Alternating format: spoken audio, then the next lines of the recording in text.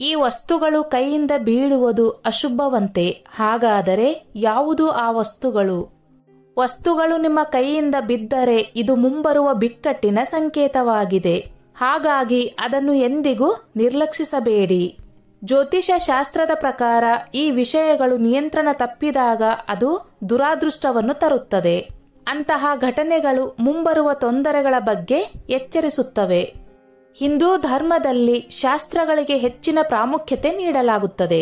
ಅದು ವಾಸ್ತುಶಾಸ್ತ್ರವೂ ಆಗಿರಬಹುದು.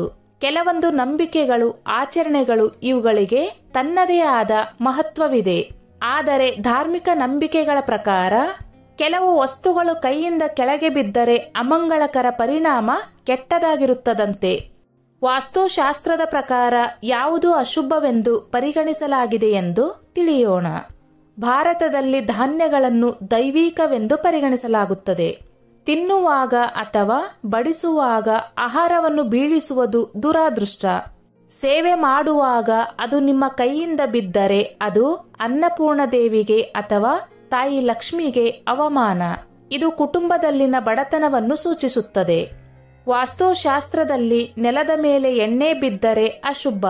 ತೈಲವು ಶನಿಯ ಸಂಕೇತವಾಗಿದೆ. ಆದ್ದರಿಂದ ತೈಲವು ನಿಮ್ಮ ಕೈಯಿಂದ ಆಗಾಗ್ಗೆ ಬಿದ್ದರೆ ಇದು ಹಣಕಾಸಿನ ನಷ್ಟವನ್ನು ಸೂಚಿಸುತ್ತದೆ. ಉಪ್ಪು ನಮ್ಮ ಜೀವನದಲ್ಲಿ ಪ್ರಮುಖ ಪಾತ್ರ ವಹಿಸುತ್ತದೆ. ಉಪ್ಪು ರುಚಿಯನ್ನು ಸುಧಾರಿಸುವುದು ಮಾತ್ರವಲ್ಲದೆ ಅದೃಷ್ಟವನ್ನು ತರುತ್ತದೆ. ಜ್ಯೋತಿಷ್ಯ ಶಾಸ್ತ್ರದ ಪ್ರಕಾರ ಉಪ್ಪು ಚಂದ್ರ ಮತ್ತು ಶುಕ್ರನ ಸಂಕೇತವಾಗಿದೆ. ಆದ್ದರಿಂದ ಉಪ್ಪು ನಿಮ್ಮ ಕೈಯಿಂದ ಬಿದ್ದರೆ ಅದನ್ನು ದುರಾದೃಷ್ಟವೆಂದು ಪರಿಗಣಿಸಲಾಗುತ್ತದೆ. ಬೀಳುವ ಉಪ್ಪು ಜೀವನದಲ್ಲಿ ಸಮಸ್ಯೆಗಳನ್ನು ಸೂಚಿಸುತ್ತದೆ. ಅರಿಶಿನ ಕುಂಕುಮ. ಹಿಂದೂ ಧರ್ಮದಲ್ಲಿ ಅರಿಶಿನ ಕುಂಕುಮಕ್ಕೆ ಮಹತ್ವದ ಸ್ಥಾನವಿದೆ. ಅದನ್ನು ಗೌರವಿಸುತ್ತಾರೆ. ಹೆಣ್ಣು ಮಕ್ಕಳಿಗೆ ಅರಿಶಿನ ಕುಂಕುಮ ಸೌಭಾಗ್ಯದ ಸಂಕೇತವಾಗಿದೆ. ಇದನ್ನು ಶುಭ ಕಾರ್ಯಗಳಲ್ಲಿ ಬಳಸಲಾಗುತ್ತದೆ. ಹಾಗಾಗಿ ಮಂಗಳಕರ ಅರಿಶಿನ ಕುಂಕುಮವು ಕೆಳಗೆ ಬೀಳುವುದು ಸರಿಯಲ್ಲ. ಇದು ಅಶುಭ ಸಂಕೇತ. ನಿಮ್ಮ ಕುಟುಂಬದಲ್ಲಿ ಏನಾದರೂ ಅನಾಹುತವಾಗುತ್ತದೆ ಎಂಬುದರ ಸೂಚನೆಯಾಗಿರುತ್ತದೆ ಎಂದು ಹೇಳಲಾಗುತ್ತದೆ. ಇನ್ನು ಸಿಂಧೂರ ಪೆಟ್ಟಿಗೆ ಬೀಳುವುದು ಎಂದರೆ ಪತಿ ತೊಂದರೆಯಲ್ಲಿದ್ದಾರೆ ಎಂಬುದರ ಸೂಚನೆಯನ್ನು ನೀಡುತ್ತದೆ ಎನ್ನುವ ನಂಬಿಕೆ ಇದೆ. ಆದರೆ ಸಿಂಧೂರ ಬಿದ್ದಾಗ ಅದನ್ನು ಪೊರಕೆಯಿಂದ ಗುಡಿಸಿ ಹಾಕದೆ ಒಂದು ಬಟ್ಟೆಯಿಂದ ಎತ್ತಿಕೊಂಡು ನೀರಿನಲ್ಲಿ ಹರಿಯಲು ಬಿಡಬೇಕು.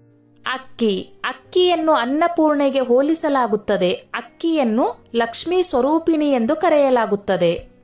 ಅನ್ನಪೂರ್ಣೆ ಮನುಷ್ಯನ ಹಸಿವನ್ನು ತಣಿಸುತ್ತಾಳೆ. ಅಕ್ಕಿಯನ್ನು ದೇವರು ಎನ್ನುವ ಕಾರಣ ಇದನ್ನು ಕೈಯಿಂದ ಕೆಳಗೆ ಬೀಳಬಾರದು. ಬಿದ್ದರೆ ಧನಹಾನಿಯ ಸಂಕೇತ ಎಂದು ಹೇಳಲಾಗುತ್ತದೆ. ಹಣದ ಸಮಸ್ಯೆ ಕಾಡಬಹುದು ಎನ್ನಲಾಗಿದೆ. ತುಪ್ಪದ ದೀಪ.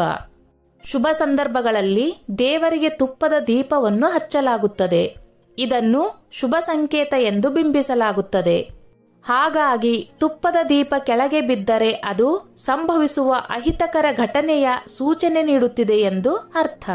ತುಪ್ಪದ ದೀಪವನ್ನು ಜಾಗರೂಕತೆಯಿಂದ ಹಿಡಿದುಕೊಳ್ಳಬೇಕು. ಇಲ್ಲವಾದರೆ ಅವಘಡಗಳು ಸಂಭವಿಸಬಹುದು. ಮನೆಯಲ್ಲಿ ಅಡುಗೆಗೆ ಬಳಸುವ ಪಾತ್ರೆಗಳು ನಿಮ್ಮ ಕೈಯಿಂದ ಪದೇ ಪದೇ ಬಿದ್ದರೆ ಅದನ್ನು ಅಶುಭವೆಂದು ಪರಿಗಣಿಸಲಾಗುತ್ತದೆ. ಶಾಸ್ತ್ರದ ಪ್ರಕಾರ ವಾಸ್ತು ದೋಷಗಳು ಉಂಟಾಗುತ್ತವೆ. ಅಲ್ಲದೆ ವ್ಯಕ್ತಿಯ ಜೀವನದಲ್ಲಿ ಅನೇಕ ತೊಂದರೆಗಳು ಉಂಟಾಗಬಹುದು. ಇದರಿಂದ ಲಕ್ಷ್ಮೀ ದೇವಿಯು ನಿಮ್ಮ ಮೇಲೆ ಕೋಪಿಸಿಕೊಳ್ಳಬಹುದು. ಇನ್ನು ಅನೇಕ ಬಾರಿ ಗ್ಯಾಸ್ ಮೇಲೆ ಇಟ್ಟ ಹಾಲು ಕುದಿಯುತ್ತಿರುವಾಗ ನಾವು ಅಲ್ಲೇ ಇದ್ದರೂ ಕೆಲವೊಮ್ಮೆ ಉಕ್ಕಿ ಕೆಳಗೆ ಚೆಲ್ಲಿ ಹೋಗುತ್ತದೆ. ಇದನ್ನು ಅಮಂಗಳಕರವೆಂದು ಪರಿಗಣಿಸಲಾಗುತ್ತದೆ. ಇನ್ನು ಕರಿಮೆಣಸನ್ನು ಕೈಯಿಂದ ಕೆಳಗೆ ಬೀಳುವುದು ಸಹ ಅಮಂಗಳಕರವೆಂದು ಹೇಳಲಾಗುತ್ತದೆ. ಅದೇ ರೀತಿ ಗಾಜುಗಳು ನಮ್ಮ ಕೈಯಿಂದ ಬಿದ್ದು ಒಡೆಯುವುದು ಸಹ ಅಮಂಗಳಕರವಾಗಿದೆ. ಯಾವುದೋ ಅಮೂಲ್ಯವಾದದ್ದು ನಮ್ಮ ಕೈ ಜಾರಲಿರುವ ಸೂಚನೆಯಾಗಿರುತ್ತದೆ. ಸ್ನೇಹಿತರೆ, ಈ ನನ್ನ ಮಾಹಿತಿ ನಿಮಗೆ ಇಷ್ಟವಾಗಿದ್ದಲ್ಲಿ ದಯವಿಟ್ಟು ಶೇರ್ ಮಾಡಿ, ಲೈಕ್ ಮಾಡಿ ಮತ್ತು ಸಬ್ಸ್ಕ್ರೈಬ್ ಮಾಡಿ.